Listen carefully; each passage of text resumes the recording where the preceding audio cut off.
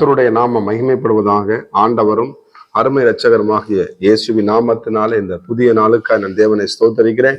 இந்த நாளில் கூட கர்த்தர் நம்மோடு கூட பேசுவாராக. நான் ஜெபம் பண்ணுவோம். பரிசுத்தம் கிருபை நிறைந்த நல்ல தகப்பனே, எங்களோடு கூட பேசுங்கிறப்பா. இயேசுவின் நாமத்தின் வேண்டிகோள் நல்ல பிதாவே, ஆமா. எடுத்து வாசிப்போம். நீதிமொழிகள் 20ஆம் அதிகாரம், அதுல 13ஆம் வசனத்தை கூட வாசிப்போம். தூக்கத்தை விரும்பாதை விரும்பினால் அப்படின்னு போடுறது. கர்த்தருக்கு ஸ்தோத்திரம். தூக்கத்தை விரும்பாத அப்படின்னு. நம்ம தூங்குறது ரொம்ப முக்கியமானது ஒன்று. ஆனாலும் அந்த சரீரத்துக்கு தேவையான அந்த ரெஸ்ட் கொடுக்கணும். கண்டிப்பாக ஒரு நாளைக்கு ஒரு 5 மணி நேரமாவது இல்லை 6 மணி நேரமாக கண்டிப்பாக என்ன பண்ணணும், நம்ம உடம்ப நம்ம ரெஸ்ட் எடுக்கணும், தூங்கணும். நம்ம தூக்கம் இல்லாமல் இருந்தால் மனுஷ வாழ்க்கை. ஆனால் இன்னொரு சொல்றது, அதை விரும்பக்கூடாது. அது தேவன் அயர்ந்த நித்திரை தருகிற தேவன். நீ வேதாகமத்தை பார்த்துன்னா, ஆதாமுக்கு அயர்ந்த நித்திரையை தேவன் வரப்பண்ணினான். எதுக்கு? ஒரு ஏவாளை உண்டு பண்ணுவதற்கு என்ன பண்றாரு? அந்த விழாவில எடுத்து மனுஷியை உண்டாக்கினார். எனக்கு அருமையா தேவ பிள்ளைகளே, நம்ம என்ன பண்ணக்கூடாதான், தேவன் நமக்கு எல்லாவற்றையும் அவர் நேர்த்தியாய் அந்த நேரத்துல அந்த காலங்களில நேர்த்தியா நமக்கு செய்கிறவர். அந்த இடத்துல தூக்கத்தை நம்ம என்ன பண்ணக்கூடாது, விரும்பக்கூடாது. அதிகாலையில அந்த தூக்கத்தை விரும்புனா என்ன? தூக்கம்னா அந்த சோம்பல். நம்ம எந்த அளவுக்கு நம்ம சோம்பல் இருக்கோமோ, நம்ம உட்காந்துட்டு இருந்தா நம்ம உட்காந்து இருக்கோம். ஆனா எந்திரிச்சு நடந்துட்டு கொஞ்சம் வளர்ந்து அந்த உடம்புல ரத்த ஓட்டம் என்ன பண்ணும், நல்லா ஓடும். காலைல எக்ஸசைஸ் பண்றது, காலைல வாக்கிங் போறது நல்லது. ஆனா முன்பதாக காலையில எழுந்து நம் தேவனை நாம் தேடும் பொழுது வசனம் இப்படியாக சொல்லுகிறது, அதிகாலையில என்னை தேடுகிறவன் என்னை கண்டடைகிறான் என்று எழுதப்பட்டிருக்கிறது.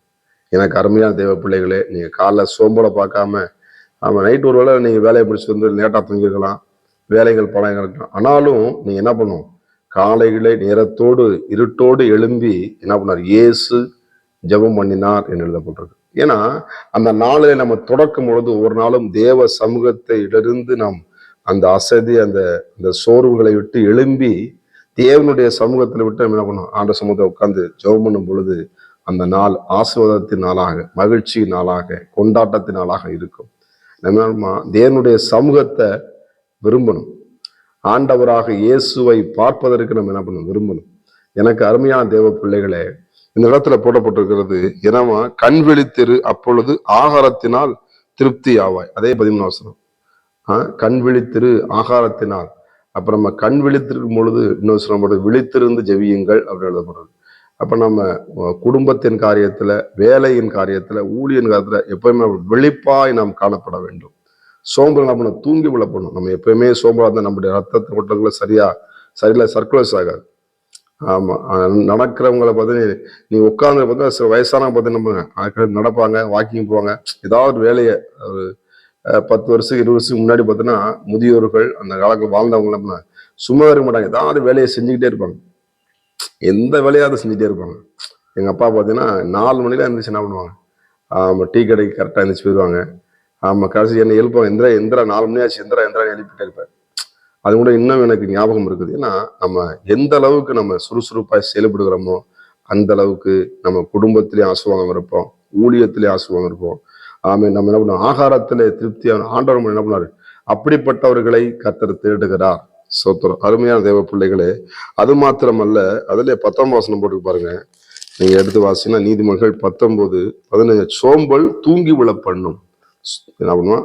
19ல 15 சொல்லப்பட்டிருக்கு. சோம்பல் என்ன பண்ணுவான், நம்மளை தூங்கி விழ பண்ணும். ஆமா, நம்ம தூக்கிட்டு நம்ம எந்திரிக்காம அப்படியே நம்ம என்ன பண்ணுவோம், அப்படியே படுக்க வச்சே நம்ம என்ன பண்ணுவோம், அமைக்கிறோம். ஆமா, இன்னும் கொஞ்சம் தூங்கட்டும், இன்னும் கொஞ்சம் கை முடுக்கட்டும்.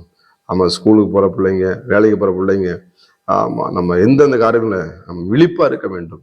தூங்க நேரத்துல தூங்கணும், படுக்க நேரத்துல பண்ணணும், வேலை செய்ய நேரத்துல வேலை செய்யணும், பேசுற நேரத்துல பேசணும். நம்ம எல்லாமே ஆப்போசிட்டா நம்ம செய்யும் பொழுது, ஆமா, அது நம்ம சரீரத்துக்கு பாதிப்புக்குரிய ஒரு நபரை கூட நம்ம வேதத்துல வாசிக்கிறோம். ஆதியாகம புஸ்தகம் 15ஆம் அதிகாரத்தை வாசிங்கன்னா, ஆதியாகமம் 15ஆம் அதிகாரம் அதுல 10ஆம் வசனம் எழுதப்பட்டிருக்கு. அவன் அவைகள் எல்லாவற்றையும் ஒரு இடத்துல கொண்டு வந்து அவைகளை நடுவாக துண்டித்து துண்டாக ஒன்றையொன்று எதிராக வைத்தான்.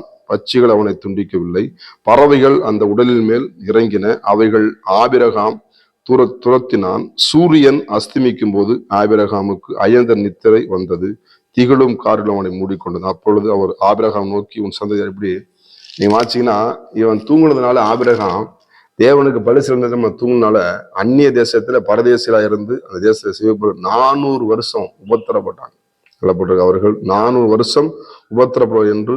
ஆமா, அது 400 வருஷம் இஸ்ரவேல் ஜனங்க என்ன பண்ண உபத்திரப்படும். அப்ப தூக்கம் எவ்வளவு ஒரு சோதனை. பலி செய்யற நேரத்துல வண்டி ஓட்டும் போது தூங்க என்ன ஆகும்? எத்தனை பேர் ஆக்சிடென்ட் ஆகும். வண்டி கரெக்டா அந்த 3 மணி 4 மணிக்கு கொஞ்சம் அப்படி அசரம் போல என்ன பண்ணும், டக்குன்னு ஆக்சிடென்ட் ஆகும். அது ஒரு வினாடி தான். ஒரு வினாடியில அப்படியே கண் அசைஞ்சு பைக் ஓட்டமும் சரி, கார் ஓட்டமும் சரி, தூங்க ஒரு ஓரம் அனுப்பாட்டிட்டு ரெஸ்ட் எடுத்துட்டு என்ன பண்ணுவேன், அந்த வாகனத்தை நீங்க ஓட்டலாம். எல்லாவற்றையும் தேவன் ஞானத்தை நம்மளுக்கு தேவன் தந்திருக்கிறார். தூக்கத்தை விரும்பக்கூடாது, தேவ சமூகத்தை நம்ம விரும்பணும். அசதியா இருக்கக்கூடாது, பட்னியா இருப்பாங்க. அசதியா இருக்க என்ன பண்ண, பட்னியா இருப்பாங்க. ஆண்டவர் நம்மளை திருப்தியாக்க விரும்புகிறார், நம்மளை சுறுசுறுப்புகளை மாத்துகிறார், நம்மளை விழித்திருக்கும்படி தேவன் விரும்புகிறார். நீங்கள் விழித்திருங்கள் என்று எழுதப்பட்டிருக்கிறது. எனக்கு அருமையான தேவ பிள்ளைகளே, தேவ சமூகத்துல நம்ம ஜெபம் பண்ணுவோம். கர்த்தர் நிச்சயமாய் நம்மளை ஆசீர்வதித்து நம்மளை பெருக பண்ணுகிற நல்ல தேவனாக இருக்கார். பரிசுத்தம் கிருபை நிறைந்த நல்ல தகப்பனே, பவுலும் சீலாவும் தூங்காமல் இரவில துதித்து பாடினார்கள். சிறைச்சாலை கதவுகள் அதிர்ந்தது. ஆண்டவர்களை கட்டுகளை அடைத்து ஆண்டவரே விடுதலையாக்கினது போல ஆண்டவரே உங்களுடைய பிள்ளைகள் வாழ்க்கை எல்லாம் ஆண்டவரே ஒருவேளை தூங்குவது, ஒருவேளை அவர்கள் சோம்பலாக அந்த தூக்கத்திலிருந்து ஆண்டவரே சோதனை விழித்திருக்கத்தக்கதாக தேவன் கிருபை தரும்படி நாங்கள் செபிக்கிறோம். நேரத்தில் ஆண்டவரே சோதனை விழிப்பாக இருக்க ஜாக்கிரதை உதவி செய்யுங்க, ஆசீர்வதிங்க. இயேசுவின் நாமத்தின் பிதாவே, ஆமென். God bless you. கர்த்தர் உங்களை ஆசீர்வதிப்பாராக.